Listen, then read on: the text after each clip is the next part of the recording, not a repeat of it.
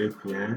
Nous voilà dans une nouvelle vidéo consacrée à la version 3 du système automatisé Wi-Fi Zone, la toute nouvelle version. Ok, donc ici on va voir les nouveautés. On va voir les nouveautés au niveau du tableau de bord, au niveau du portail de captif, au niveau du portail captif.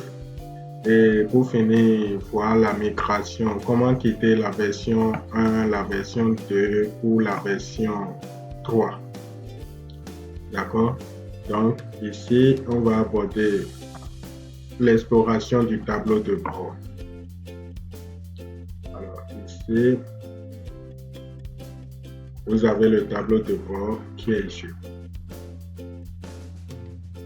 Alors, qu'est-ce qui change? Qu'est-ce qui change? Ici, vous avez le menu qui change légèrement. On a un onglet supplémentaire, télécharger. Ça va permettre de télécharger une application en version APK pour l'installer sur portable. Ça va permettre de gérer tout le contenu. Une application en version pour ordinateur qui n'est pas encore disponible en développement. Cette application est déjà disponible. Vous avez les autres fichiers que vous pouvez toujours télécharger ici, même le portail configuré. D'accord? Donc ici, qu'est-ce qui change réellement? Au niveau du portail config, on clique sur configurer le portail.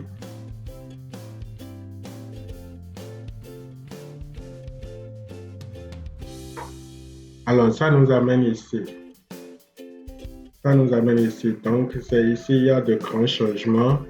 Vous avez le formulaire comme d'habitude avec quelques ajouts, la possibilité d'ajouter des informations du routeur, la possibilité de définir en temps réel, de personnaliser le portail. Et donc ici vous avez la prévisualisation en direct. Vous pouvez voir tout ce que vous êtes en train de configurer sur le portail. Ok, c'est ce que ça donne. On a pu prévisualiser. Ici, on va mettre une couleur jaune, par exemple.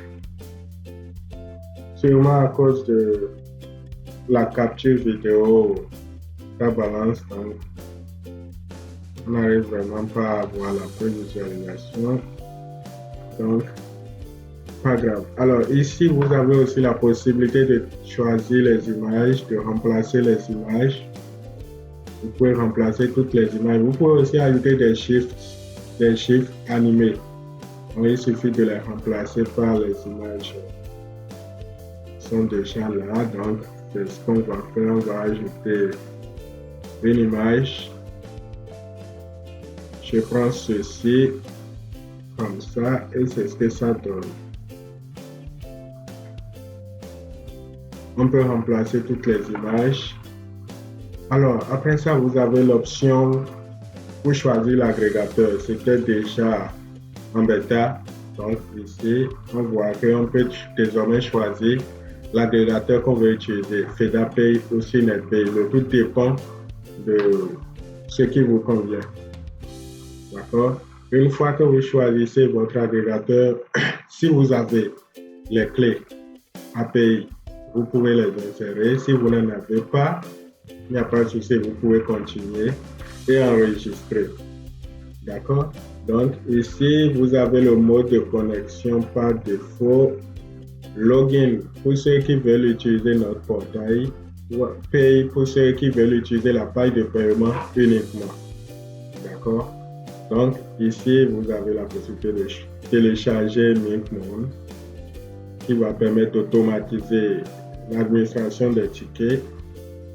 Alors un autre changement par rapport à la version 2, c'est que vous avez la possibilité, ici vous avez les tarifs qui sont automatiquement affichés, dynamiquement affichés en fonction de la base, des tickets que vous avez ajoutés dans la base.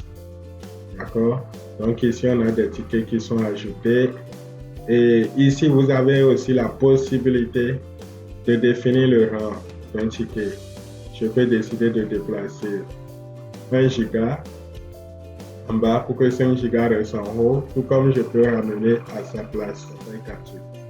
Alors ici, vous définissez les paramètres. Vous pouvez dire, voilà, si le client cumule des tickets jusqu'à 200 francs, un bonus lui sera offert dans l'ordre de 50 francs. D'accord, inférieur ou égal à 50 francs. Quoi. Même chose ici. Si le client cumule des tickets jusqu'à 500 francs, il pourra bénéficier d'un bonus allant jusqu'à 100 francs. C'est ce que ça voudra dire. Et ainsi de suite. On verra comment ça fonctionne au niveau du portail. Alors, ici, rien ne change. Il y a quelques ajouts. Mais rien ne change en fait. Il suffit de toujours copier lors de l'intégration, d'aller dans, voilà, Winboss, Neoterminal. Là, je viens de l'ajouter tout simplement. Alors, totalement en bas, il y a une ligne qui n'est pas encore validée. Là, nous sommes à 21. Je vais faire tout simplement entrer pour valider la dernière ligne. Donc là, vous devez logiquement avoir 22. OK. Alors, ici, voilà tout ce qu'on a. Quand vous finissez de configurer tout ce qu'il faut, vous allez tout simplement enregistrer la configuration. Donc, au niveau du tableau de bord, voilà tout ce qui change. Vous avez vraiment un aperçu en temps réel de tout ce que vous faites. Vous pouvez voir tout ce qui est en train d'être fait. Vous pouvez personnaliser le portail. On a l'aperçu désormais. On peut voir ce que ça donne en aperçu du portail. OK. Une fois que c'est fait, vous pouvez aussi voir l'aperçu de page de paiement simple qui permet à ceux qui ne veulent pas utiliser notre portail de l'utiliser. Donc ici, voilà ce que ça donne. Vous avez réellement l'aperçu en temps réel. Changez le titre et voilà. Ça change. Si je mets ici par exemple, à chaque fois que je supprime, on peut voir le changement. Ça se fait automatiquement. Donc ici, on peut voir changer le numéro aussi, ça se fera automatiquement. Donc, c'est tout ça. Alors, on va prendre le soin de télécharger le portail. D'accord. Là, on télécharge le portail. Là, on ferme la fenêtre de configuration du portail. Et en gros, c'est tout ce qu'on a, toute l'évolution au niveau de la configuration du portail. D'accord? Rien ne change des autres côtés. Le journal. Bien. Alors, on passe à la deuxième phase, le portail captif. Qu'est-ce qui change là? D'accord? On vient de télécharger le portail. On va l'utiliser ici. Là, je vais extraire mon portail. Extraire tout. Alors, c'est le portail qu'il faut copier-coller dans votre routeur pour avoir les changements. D'accord? Donc ici, voici le portail. Vous avez les fichiers qui sont téléchargés avec la page de connexion. On va l'exécuter ici sans aller dans le routeur. Donc ici, je prends login, la page de connexion dans tous les fichiers. Je l'ouvre. OK, donc voilà notre page de connexion qui est bien chargée. On a tout est bien en place, la couleur, les détails. Vous avez les tickets à acheter, la possibilité de payer un ticket, vous en avez. Alors, qu'est-ce qui change au niveau du portail? Non seulement la possibilité de personnaliser depuis le tableau de bord, vous avez cette option de cette fonctionnalité bonus fidélité client. Ça rejoint ce qu'on a vu au niveau du tableau de bord. Dans le formulaire, ça rejoint ce qu'on a vu, la fonction bonus fidélité client. Alors, ça rejoint ceci, activer le bonus fidélité client. Si vous ne l'activez pas, vous ne verrez pas le bouton là-bas. D'accord? C'est parce que nous, on l'a activé. Si je prends le soin de désactiver, on ne va pas le faire. Alors, ici, on va cliquer sur bonus. Bonjour et bienvenue. Prenez un instant pour vous détendre. Vous êtes maintenant connecté à notre portail Wi-Fi. Pour accéder à Internet, c'est très simple. Ça. Alors, ici, vous avez bonus fidélité client. Quand le client achète, ces tickets sont cumulés automatiquement ici. Que ce soit un achat en ligne, un achat physiquement ou bien un achat via un partenaire, le ticket est ajouté automatiquement ici. Et donc, une fois que vous avez un nombre de tickets bien établi et qu'un bonus est disponible pour le palier, ça va commencer par clienter. Donc, on va faire l'expérience tout à l'heure. D'accord? On va faire l'expérience tout à l'heure. Vous pouvez aussi ajouter des tickets manuellement, comme ceci, ajouter un ticket et demander à obtenir le bonus. Donc, qu'est-ce qu'on va faire? On va payer un ticket de préférence. Prenons un ticket de 1 jour.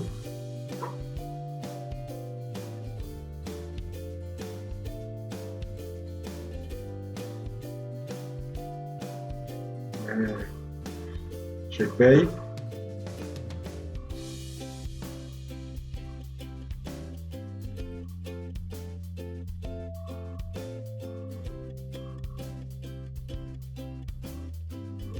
Bien, c'est payé. Ok, là on a notre ticket.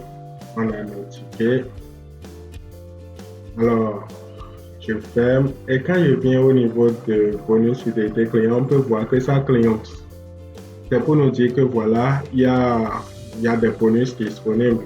Donc, le client, voyant que ça clignote, va chercher. Et donc, quand on clique dessus, on a un ticket qui est ajouté qui a une valeur de 200 francs. Or, dans notre palier, ici, on a cumulé 200 francs pour obtenir jusqu'à 50 francs. Cumulé 500 pour obtenir jusqu'à 100 francs, ainsi de suite. Dans notre cas, on a déjà cumulé 300. D'accord? Qu'est-ce qu'on va faire? On va cliquer sur obtenir mon bonus. Quand on clique dessus, ça dit félicitations. Avec 300 francs cumulés, vous pouvez choisir un bonus. Et donc, qu'est-ce qui nous est proposé? On a 2 bonus qui est proposé. Ticket fidélité et un ticket, en fait, dans notre catégorie de tickets, on a un ticket qui a une valeur de 50 francs. Et donc, ça fait partie des bonus. Le programme propose les tickets qui sont dans le palier de bonus. Donc, vous pouvez choisir soit le ticket qui a une valeur de 0 francs ou bien le ticket qui a une valeur de 50 francs. Ça fait partie du palier du ticket que vous bénéficiez. Donc, nous, on va prendre le ticket qui a une valeur de 50 francs. Je clique dessus. Et là, on a le ticket. Donc, ça, c'est un ticket obtenu.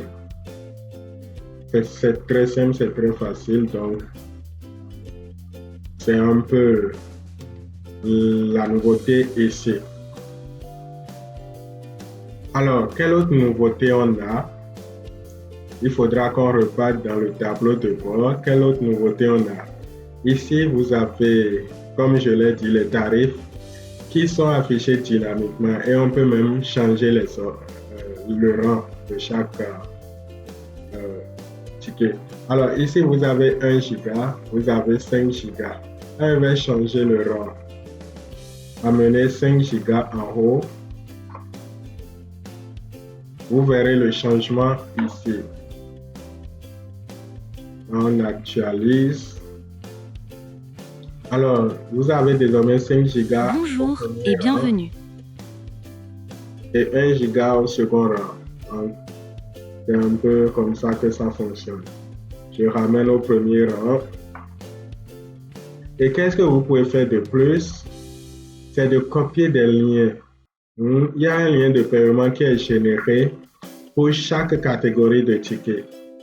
Et donc, vous pouvez les copier et aller les utiliser. Et donc, comment il faut les utiliser? Si vous copiez simplement et que vous lancez dans le navigateur, ça ne va pas fonctionner. Tout simplement parce qu'il faut être dans le routeur pour que ça fonctionne. D'accord? Donc, quand vous placez ça sur votre portail, dans n'importe quel bouton, et que vous l'exécutez, assurez-vous que les dépendances soient bien importées, tous les fichiers. D'accord? Assurez-vous que tous les fichiers dépendants soient importés comme FedAP Widget. Vous devez vous assurer en fait d'avoir tous les fichiers dépendants. Donc c'est un peu ce qu'on a. On va aborder le troisième point, la migration. Alors, comment ça va se faire? Si vous étiez sur la version 2 ou la version 1 ou la version 2, et pour passer à la version 3, vous devez utiliser ce lien pour passer à la version 3. D'accord? Alors, pour la migration, vous devez avoir besoin de nous quelque part. Une fois migré, vous devez nous contacter, envoyer la capture de votre abonnement sur la version précédente, la version que vous aviez, et on va reporter ça sur la nouvelle version. Vous pouvez importer vos données. Et c'est ça, on va voir tout à l'heure. Ici, j'ai la nouvelle version. Vous voyez bien que j'ai la nouvelle version. Prenons l'ancienne version qu'on va mettre ici. Je prends la version 2.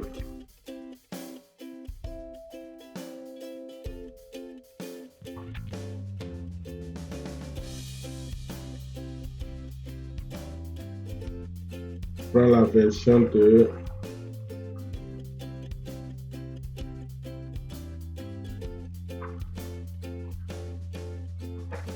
Alors, dans la version 2,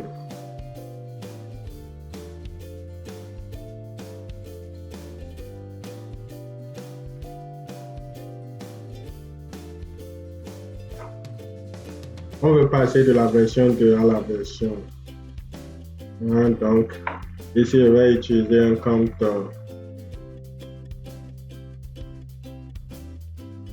Je vais utiliser ce compte.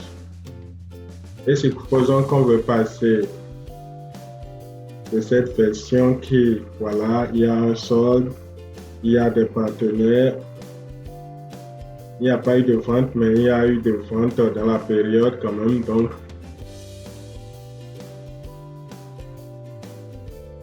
voyons voir, on peut utiliser ce compte.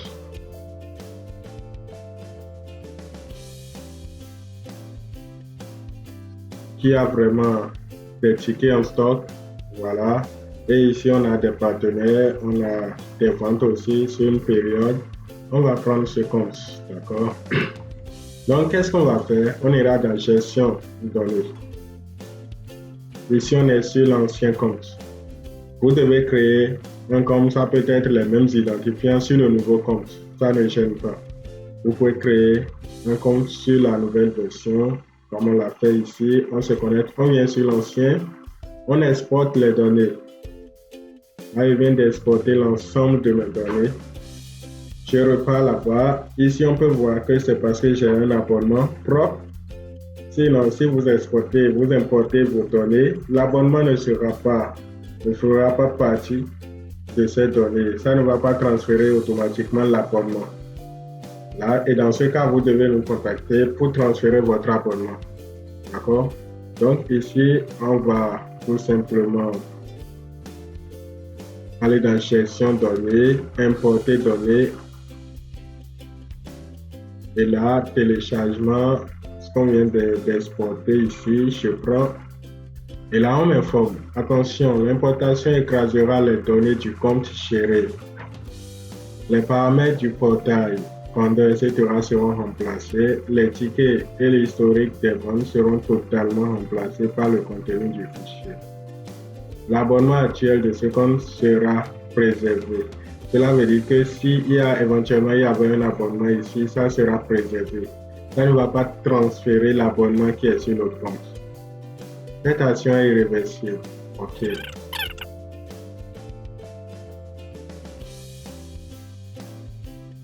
Données importées avec succès. Rechargement de la page.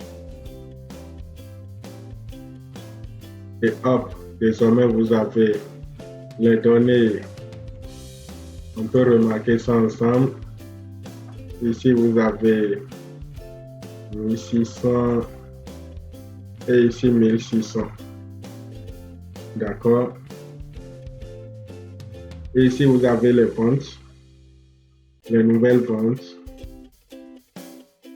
Et c'est un peu ça.